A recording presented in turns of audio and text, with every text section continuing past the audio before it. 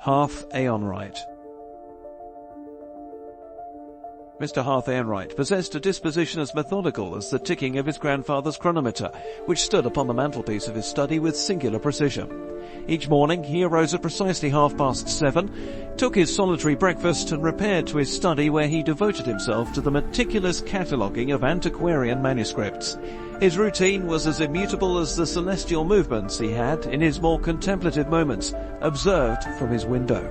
The world, in Hearth's experience, was governed by admirable order and decorum, much like the drawing rooms of respectable society, where every gesture possessed its proper time and place.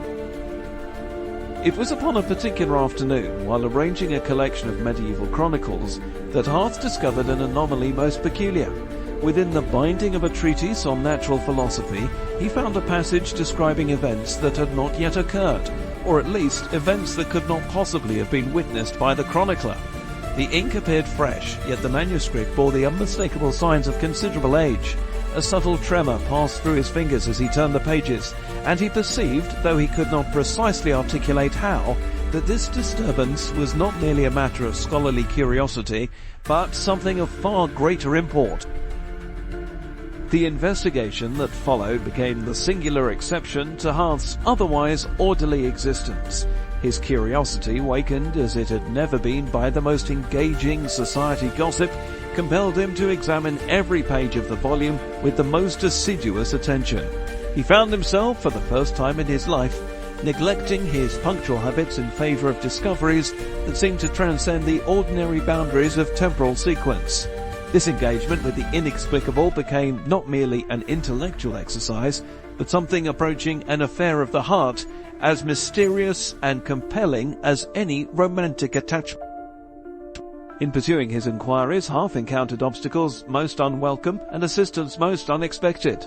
Professor Millicent Ashworth, a lady of scientific accomplishments who happened upon his study one evening, proved to be both ally and rival in the most complex sense.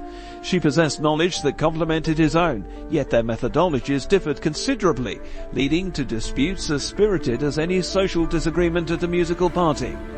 Additionally, they faced the opposition of Mr. Reginald Thorne, a gentleman whose vested interest in maintaining the status quo rendered him resistant to any discovery that might disturb established order.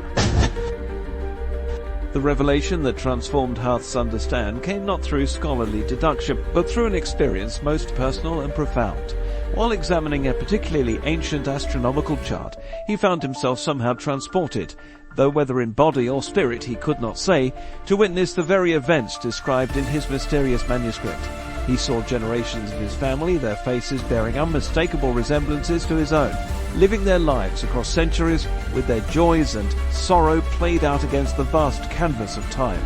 He understood, with a clarity that surpassed any academic conclusion, that the boundaries between past, present and future were far more permeable than conventional wisdom suggested. Having glimpsed the infinite expanse of temporal possibility, Hearth experienced doubts most unsettling, and a crisis of purpose that threatened to undermine all his careful reasoning. If time was indeed as fluid and accommodating as his discoveries suggested, what meaning could be ascribed to human endeavour? What significance possessed the small moral choices that occupied the daily attention of respectable society? He found himself caught between the comfort of his established routine and the overwhelming vastness of what he had come to comprehend, torn between the desire to preserve the social order he understood and the compelling necessity of embracing truths that rendered such order potentially illusory. The confrontation that presented itself was of a nature that defied all precedent in Hearth's experience. Mr. Thorne, learning of discoveries that threatened certain commercial interests, sought to suppress the temporal phenomena through methods that would have severed the delicate connections between times. Hearth, joined by Professor Ashworth and others who had come to appreciate the profound implications of their research, faced the necessity of defending not merely their findings, but the very fabric of temporal continuity itself.